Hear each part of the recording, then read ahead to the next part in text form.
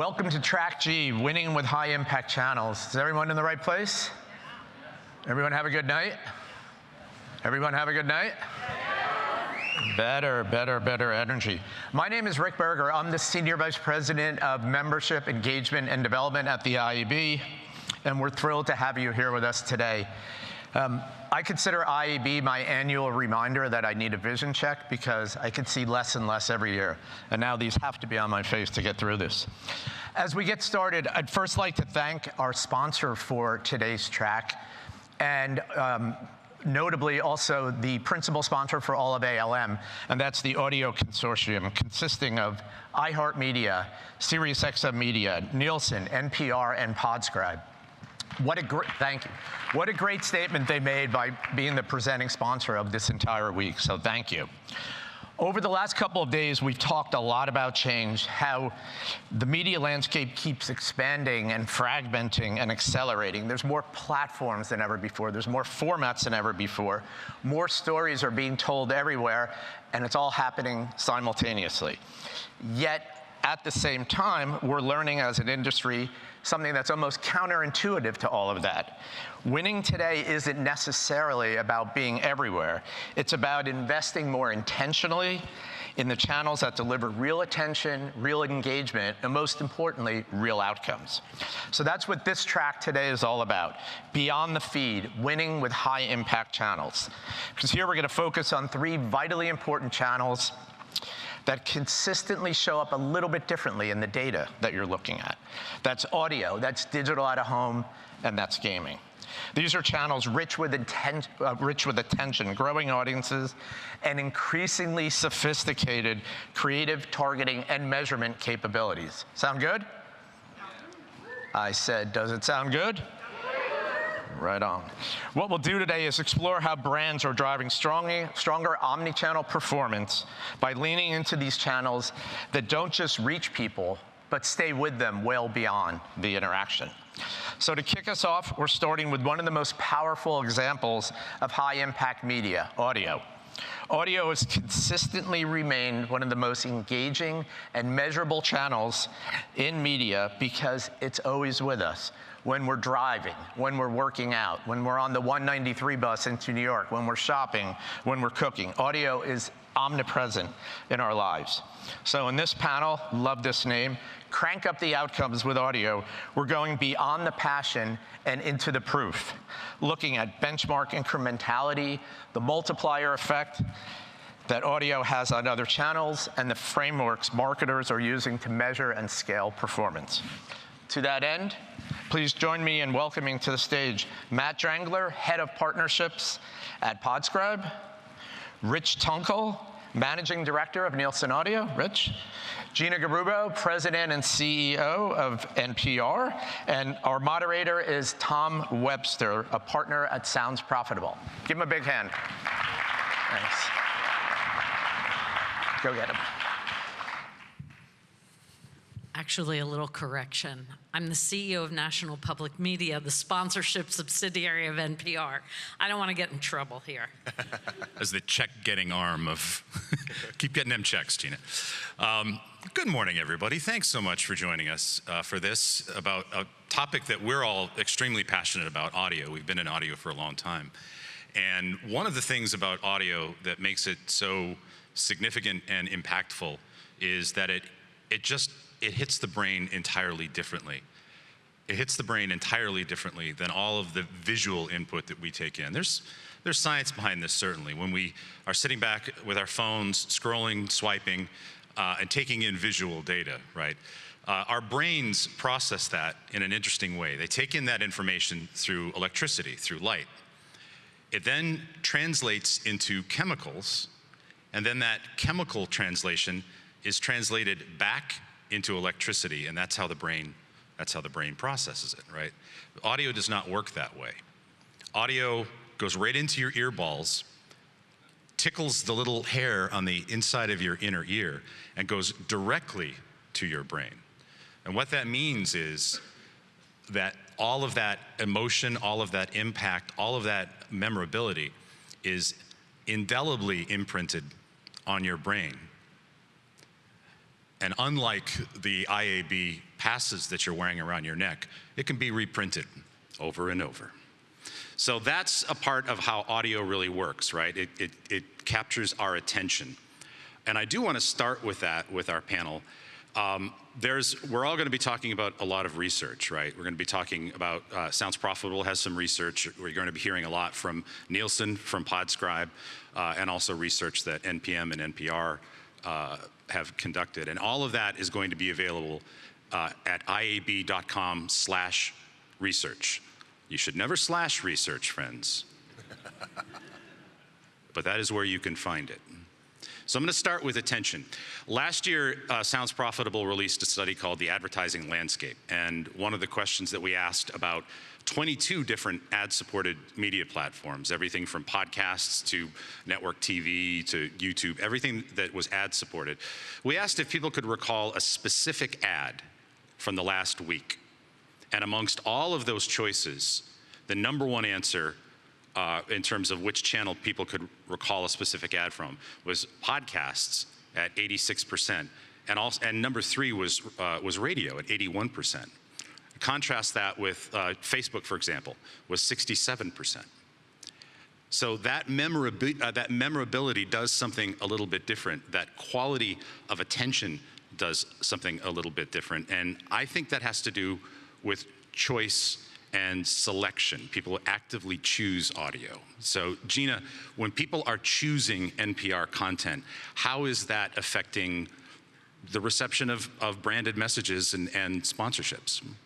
It's a very unique paradigm because the NPR audience is deliberately seeking the content because they like the voice and tone of NPR. And when I talk about the case studies and the research we've done, it is because our audience wants to be told, not sold. And it's very different from some other research which supports the fabulous power of endorsements for brands. So it's, iHeart mentioned it yesterday, it's really connecting with the hearts and minds of consumers in a unique way. I would agree.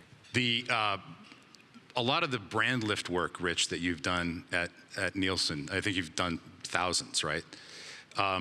Talk about some of the, I guess, the key drivers of that and what you see in audio, both podcasting and radio, for what you've done. Sure, I'll answer the question, but the first thing I'll say is sort of the elephant in the room is that most of the marketers here, statistically, are not doing a great job with audio because most marketers are not doing a great job with audio, period. That is from our data, that is ad intel that shows the amount of dollars that are going to audio. It also comes from survey data that we conduct every year, a global marketers survey. And the last one that we conducted, thousands of marketers across the world, as well as here in the United States, we asked marketers which channels they perceive to be the most effective. Everything from social, digital video, CTV, TV, print, out of home, radio, podcasting. Radio performed at the bottom of that perception for driving effectiveness. And then we tapped into our MMM database. We have a Compass Norms database that spans thousands, tens of thousands of MMMs, looking at which media are actually driving the highest ROI. And radio is among the top performing in terms of ROI. Better than TV, better than CTV, better than video. Podcasting is better than television. And why is this disconnect happening between perception and reality? And I think the reason is because so many marketers out there are not doing, they're not really doing audio. It's almost like if you bake a cake and it calls for a cup of sugar, you only put in a teaspoon or a tablespoon, and they say, well, this cake was no good, that sugar must have been bad. Well, now you weren't doing enough to really drive a measurable read from it. So when that's corrected, we're seeing lifts and outcomes that are disproportional. So audio definitely punches above its weight. Now, to answer your question about brand lift, we also have done thousands and thousands of studies on outcomes. And what we found is that brand recall, perhaps not surprisingly, drives the biggest brand lift. And audio does a fantastic job at driving brand recall because it's self-selected. People are choosing the medium. They want to be there, and it's in a format and it's presented in a way that connects to them, the ways that you mentioned earlier. And we also have decomped the outcomes data to determine exactly what are the creative elements that are going to drive the biggest lift. And among those, storytelling is the most effective way that you can shape your creative, to tell the narrative. That's what people want. They want to be told, not sold, I think I just heard, in a storytelling fashion, and that drives brand lift. And Rich, I'd build on that a little bit. There are nationally known advertisers that have created their brands with audio. How many of you have never heard of BetterHelp, Casper Mattress, ZipRecruiter? Like, these brands are the ones that I think all of us are recognizing, and maybe many of us didn't realize, started a lot of their journeys in audio. So when you do it well, you create a very powerful message in the marketplace. Yeah, I mean, even Chili's knew that when they threw water onto a hot plate and made your fajitas sizzle. It made everybody want fajitas all of a sudden. And I love, Rich, you described the comment section of every New York Times recipe. I absolutely love that. Anytime you read a New York Times recipe, it'd be like, you know, I didn't add the oil, I put in a cup of chalk instead. It was really dry. I'm going to come to you in just a second, Matt, but Gina, just to follow up on what Rich said, do you have any thoughts on why audio is underbought? It just doesn't have the same sex appeal as video. And I'm going to, should I share a case study of a food brand? Let's come back to that because I want to ask Matt a question. But yeah, I mean, honestly, if you close your eyes right now, this panel gets a lot better just because of the compelling nature of audio. Matt, at Podscribe, you have I'm continually astounded by the data that you collect. It seems like every month you're measuring something I didn't know could be measured. But you've done a lot of work on incrementality. Yeah. So, and all of this, I think, also plays into attention. So why don't you talk a little bit about that? Yeah, thank you. Probably the least known brand on the stage, so perhaps I'll introduce ourselves. Podscribe is one of the largest audio attribution incrementality platforms in the audio ecosystem today. We work with thousands of brands, hundreds of publishers. On a quarterly basis, we take the billions of data points that we get on a monthly basis, and we create a benchmark report. All of our clients are always asking us when they look at their results, is this any good? And our response is always, well, let's compare your cost per to your other channels. And they say, great, but like, how am I doing in the podcast and streaming audio space? And so with these benchmarks, we can obviously answer that question. The last benchmark report that we put out, which by the way, can be found at iab.com/research. That's iab.com/research, sorry. What it came back with is what is the incrementality in terms of conversion incrementality that we see within podcasts and streaming audio. And the benchmark for podcasts is about 28%. So out of every 100 conversions that can be through standard attribution linked back to an audio impression, 28 of those are incremental. Streaming audio is about 14%. We think about sometimes incrementality in terms of that percentage number, and bigger number is better, but it's always important to recognize, like, you got to put the dollars on that. What's the incremental cost per acquired customer for each one of these? And they look pretty similar between the two. And so we can kind of see the powerful nature of how audio drives incrementality. But I do still think there's an interesting story in that the podcast ecosystem is about double incrementality from streaming audio. The reason why we think that is, streaming audio, I think, is a part of a lot of people's lives. Listening to a digital stream of a radio station, listening to ad-supported music, it's a fairly common practice across a large number of folks in the United States. But when we think about podcasts, that audience is actually hard to find in other channels. The podcast audience typically pays for news, pays for streaming services, not a lot of ad-supported stuff within their media consumption. And so advertisers, when done right, are really, I would say, awarded by entering in the space the right way and using the strengths of that medium to drive performance. So that's incrementality in the audio space today. I think another thing that happens, besides the fact that we select audio, the human voice itself creates a trust. It resonates with us, right? I mentioned before that layer when you visually see things, it translates from electricity to chemicals back to electricity.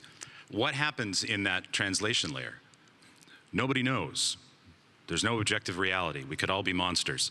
But what happens in the audio, the ear, right, that goes right to the brain, there's a kind of trust that develops and an authenticity. One of the questions that we asked in the advertising landscape was, do you find the messages being delivered, the actual advertising messages being delivered on each of these 22 ad-supported media to be authentic and natural? And again, 2 of the top 3 answers were podcasting and radio, significantly higher especially than social media, which certainly has a different role to play in there. That trust and authenticity, Gina, leads brands to you in addition to having people respond to the branded messages. You want to talk about that a little? Yeah, so a recent case study is a new advertiser, a new brand, a high-end egg manufacturer, and producer, I should say. And they came to us because they wanted to deliver their message authentically and heard an NPR sponsor message for another food company. As many of us know, the food companies really do prefer visuals, because they want to show their beautiful products, but they felt that we could really help them. They wanted to increase awareness, drive consideration, and we have a custom audio production unit that created a very rich sounding, what we call spotlight. So you heard the chickens, the sounds of the farm, the voice of one of the farmers, owners, and not only did they want to increase awareness and consideration, but they also wanted to build trust with an eco-friendly audience. Spoiler alert, we used Veritonic to drive the results, which you can find on nationalpublicmedia.com/IAB. We have 2 case studies up there. And so this drove 10% increase in awareness, 17% increase in consideration, 27% increase in favorability, which is the trust portion. So, and for any of you at the IAB podcast up front 2 years ago, we had Organic Valley on the stage. We went onto the scene and produced audio for them, and the brand said, I always knew what my brand looked like. I never knew what my brand sounded like. I actually remember that ad. I was on the train in New York going into the city, and all of a sudden I was transported to on a farm hearing chickens cluck, and I remember that ad. Well, what's amazing about that story, Gina, is that every egg looks the same, right? I mean, that they absolutely branded this almost unbrandable product through audio, which is kind of cool because you really can't tell one. And they're charging a premium for it. 100%, the great eggs. That trust and that quality of attention, again, I think, how does the data that you've seen, Rich, talk to that trust, to that quality of attention, in addition to, we've talked a little bit about just reach, and we'll get to reach again, I think, in a minute, but, what's the data that you've seen as far as drivers in audio? Yeah, I think it starts with the fact that people are first choosing to spend their time with audio and podcasting and radio. When we look at, we produce in partnership with Edison a report called the Record. And you might be familiar with The Gauge. That's another Nielsen view of video consumption across linear and streaming. But with The Record, what we look at is ad-supported time spent with audio. And the #1 place people are spending time with is radio for all demographics, even 18 to 34-year-olds. Number two, a strong number two, is podcasting. So people are choosing to spend their time with these medium, and I think that translates into what we're talking about in terms of trust, but it's the authentic human connection. You may have heard iHeart's campaign, Guaranteed Human, makes perfect sense in this world where people are trying to figure out what's real and what's not, and they're choosing to spend time with human voices and content that they've specifically set out to grab. So they're not scrolling, it's not interruption for them. An ad in an audio is part of the social contract. People expect it and they understand why that fits. So we're seeing that trust, authenticity, I mentioned storytelling earlier, all rate very, very highly for audio ads, when they're done in the proper way. But they're definitely getting that halo effect from being in the content that they've chosen, and that's why we see brand lift gains of 4 and 5 points consistently over the norm with audio. If I could build on that too, Rich, I think there's other data points that kind of prove out that the audience trusts who they're listening to in these channels. So a part of what Podscribe does on a daily basis is we look at the ads that are running and we sort of rank them in terms of how good of a personal endorsement was this ad. So a 10 being great, a 1 being there's no personal endorsement found. And what we see in terms of response rates is when scores are 7 or above, response rates are better. And when they're 6 and below, they look worse. And I think it helps to kind of prove that when a host puts their word or their personal endorsement behind the advertiser, that translates into audience action. And so I just think that data point is just so beneficial for what we're all saying here and just supports all of the things I think iHeart and NPR and all of us are doing today. We've talked about trust. We've talked about attention. I would like to talk about reach a little bit. And I think the reach of audio, certainly if you fold in all the ways that you can access audio and ad-supported audio, is pretty tremendous, right? What is the role of reach and what is the role of the quality of reach that we see in audio? I'll throw out one quick podcasting stat. I mentioned that. Can you recall a specific ad question earlier? We did something in that advertising landscape study called effective reach. We looked at the percentage of people that consume a particular media and then the percentage of people who recalled a specific ad. And we looked at the differential between those two. It's an average 11 percentage point differential. For podcasting, it was 4. And for radio, it was 6. The average was 11. I think Facebook was like 24, right? So it's not just about the reach, but it's also about the effective reach. And I think all of you have different data on both reach and the effectiveness of reach. So Gina, why don't you speak to some of your experience about that? Yeah, for NPR, it's all about qualified reach, time spent, the particulars of the discerning audience. They're educated, they're curious, they're interested. What's funny to us is there's very little crossover between our radio and podcasting audience, which surprised us when we started measuring that. And what's not surprising, because if there are other audio companies in the room, I'm sure they know that on our owned platform, the NPR app, time spent is through the roof. And that's where we get a lot of our best performance. So for us, it's all about qualified reach. I think with each medium, when you look at the heaviest users for each of those medium, there's very little overlap between heavy social users and heavy TV users or heavy radio users and heavy podcast listeners. So you're definitely getting incremental reach every time you add a new media type. That's kind of elementary.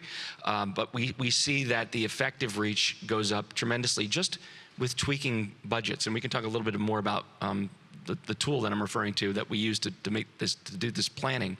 But you can see easily 10, 20-point gains in reach with a modest amount of shift in budgets. Yeah, and to support all of that, we looked at reach curves across both podcasts and streaming audio.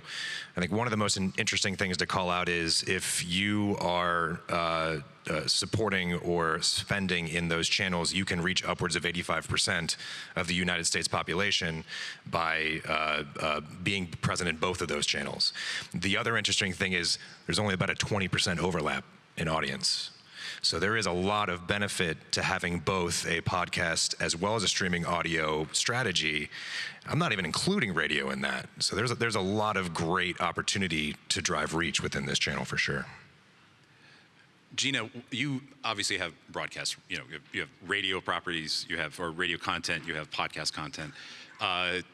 Talk about that overlap. How much of the audience is shared? How much of it is the same? What's the Venn diagram of all of that for what you're doing? Yeah, so radio is about 23 million and podcasting is 14 million.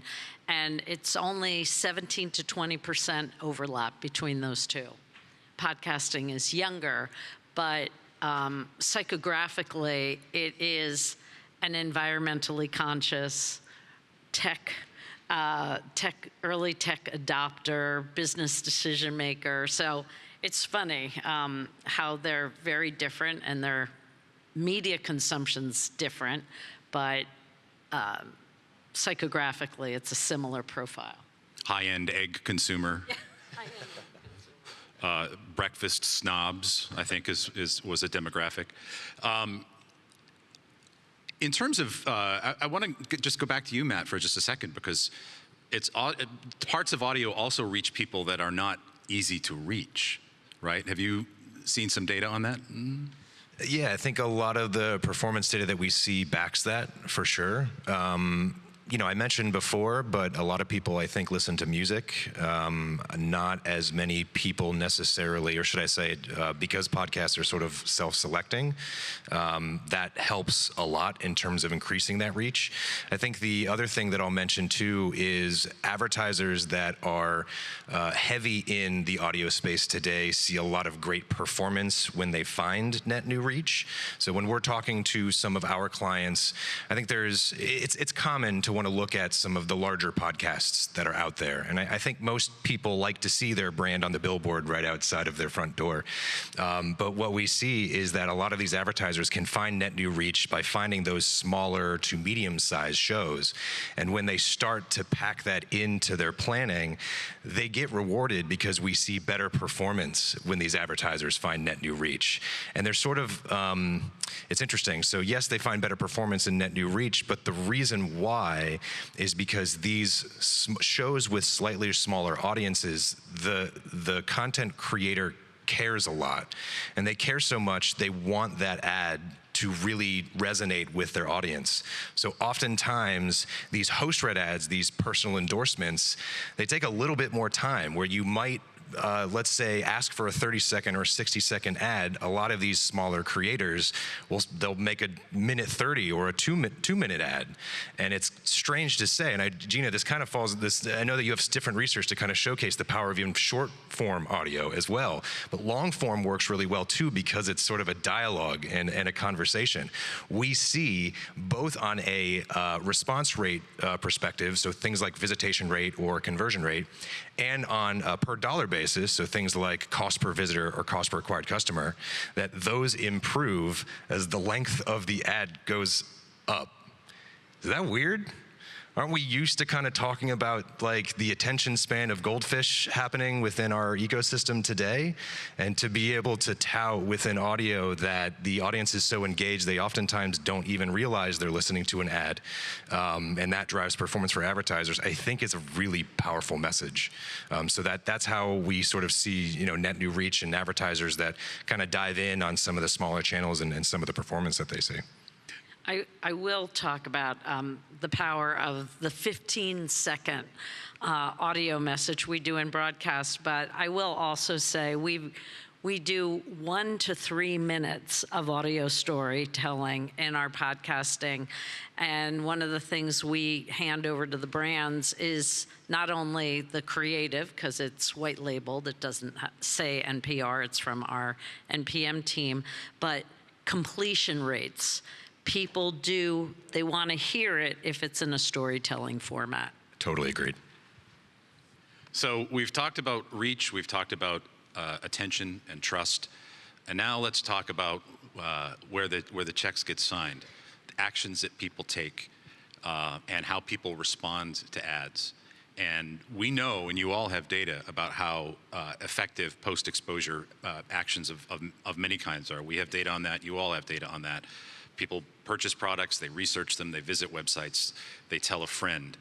But Rich, you shared a stat with me before we started that blew my mind. And my job is stats. And I did not know that. This stat just completely floored me about how podcast and radio and how advertising is bought. You want to share that stat? Because I think it might actually... You're talking about the 90% stat? Yeah. Yeah. So 90% of media is done and planned through a media planning tool at the front end. And the majority of that is done through a tool called Nielsen Media Impact, NMI. And so that's where all the decisions are made and where media choices are set before they can be activated against. And for years, up until this past year, podcasting was not represented in those media planning tools. So it had to exist in the experimental budget. And people were saying, oh, look, I want to be in podcasting, but I don't know how much to spend there. Give them the experimental budgets and we'll do that.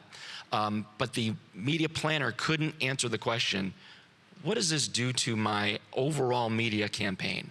They could measure the campaign in a silo, but that's not really the way we live. So we've now partnered with Edison Research to get podcast data into our planning tools, fused with our Currency national television panel. And you can see what happens when you shift budget from one media to the next, and as you add radio and podcasting, how that can grow your increased reach, your efficiencies improve, your CPMs decline, your effective reach goes up. And so we're seeing as little as 10% budget shifts. This is a shift in budget, mind you, so it's not an increase in budget. It's a shift of existing budget to audio is seeing increases in reach of 20% plus. It's because of the unique nature of audio, because it's happening at a different location with a different demographic. You're reaching people in a different moment, and it really bears out in the data. So it's a big moment for podcasting. All of the major holding companies have this tool. Many of them are now getting up and running with the podcast data in there. So if you're a brand, chances are your agency can help navigate you through and give you answers now that they weren't able to do last year at this time or even 6 months ago, to give you a view of what radio and podcasting can mean to the overall plan that you have. I was just going to add to that. It helps a lot with generating our strategies, our resource allocation. Where should we be sort of channel planning? The tried and true tactics behind that strategy that we found within, I'll say specifically audio and streaming, and specifically in podcast and streaming audio, there's sort of like a 3-stool tactic that is helpful, or it's a 3-legged stool, should I say. One leg of that stool is, buy the host read ad. Find the people that make you excited, have them personally endorse your product, look at small and big shows. Yes, do that. The other one is, what are your audience-based targeting? What are your other tactics in other channels? Yes, do that too. Let's do dynamically inserted ads with intelligence behind that targeting. That's the second stool, or the second leg of that stool. The third one is spread your message wide, collect the data, and see what worked. So there's a common method of buying in the podcast space called RON, run of network. I'm sure we've all seen it in other channels. And the concept is, for whatever inventory is available, we place that ad within that podcast. With the right reporting, you can see which genre or which specific podcast or which topics that are being talked about in these podcasts are driving the best performance. And now you've sort of got 3 different views of the data to help influence and inform your strategy moving forward. So you can sort of take the channel allocation from NMI and then use that channel allocation, whatever the right levels are for you to start influencing your strategy using these tactics, you will find what works for you as an advertiser or for your clients as an agency. And it's sort of the tried and true framework that we talk to our clients about all day long and help to kind of hone in where does their brand live really well in the audio space. So something to think about. Yeah, I think it's a key distinction to pull things like podcasting out of the experimental spend, right? Exactly. And able to just, tick a box, which I'm really glad that we're getting there. When you're measuring success for your clients, Gina, and obviously you have a number of different outlets that you're putting content out on, how are you measuring it, and what's a good case study of how people could look at the success of an audio campaign? So I just want to tout a standard thoughtful radio spot. We have dozens of Fortune 500 brands who have renewed over decades because it works for them. And we have a recent case study about a catering company, a B2B catering company who wanted to reach business decision makers. They've been on with us for 4 years, and they wanted to measure increased reach, consideration, favorability, which we did. And it was Kantar, and again, the research is at nationalpublicmedia.com/IAB. But the 15-second fact-based message that we serve up within which is in the voice and tone of NPR, we actually did a neuroinsights study about, because over the decades, clients were saying, my customers heard it, I get stopped on the street. I mean, it wasn't just real customer data and purchase decisions, it was unbelievable anecdotal information. So we hired NeuroInsights. They took NPR's 15-second fact-based message and compared it to the same client messaging in primetime news that was 30-second TV ad. And they measured memory encoding and found that our 15-second message was as memorable as the 30-second video ad. And you can find that at nationalpublicmedia.com/insights. It's called the transfer of trust. But Tom alluded to this earlier. When people are leaning in and they hear something that is resonant, fact-based, offers a solution, it's memorable. I'm going to have a quick wrap-up question here. I just want to remind everybody that we've all cited a lot of data. You can find that consolidated at iab.com/research. Please visit Podscribe for all of the incredible data that they're collecting. You've probably heard of Nielsen, but the inclusion of podcasting into NMI is something I'm very excited about.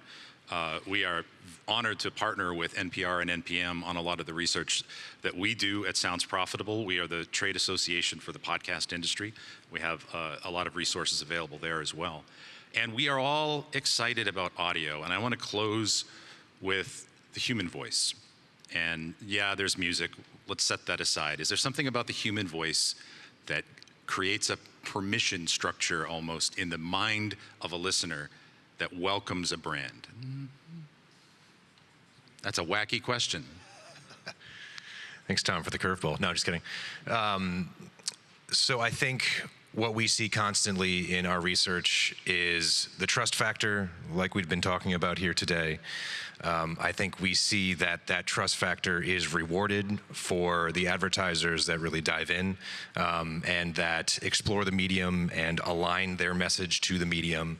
I would say, too, that I think that there are a lot of iconic sounds that we think about, that we associate with brands every single day. So I think audio is very much so front of mind for all of us. I love having the opportunity to kind of speak about this here in front of you all, and thank you, Tom, for narrating us here, because we see the power of it, and that's what I have to say about that. Yeah, and we do see that the host-read ads do drive higher lifts, and that gets back to storytelling. It's the trust of the human voice. And we did test dog voices, and they didn't turn out well.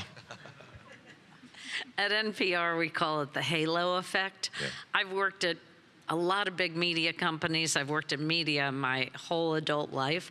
And I've never seen a stat that we have, which is 76% of our listeners appreciate the brands that support NPR. And that really endears these brands to our audience, and it's just a unique paradigm. I want to thank Matt, Rich, and Gina. Thank you all for the gift of your time and attention. And go out and buy some audio. Thank you, Tom.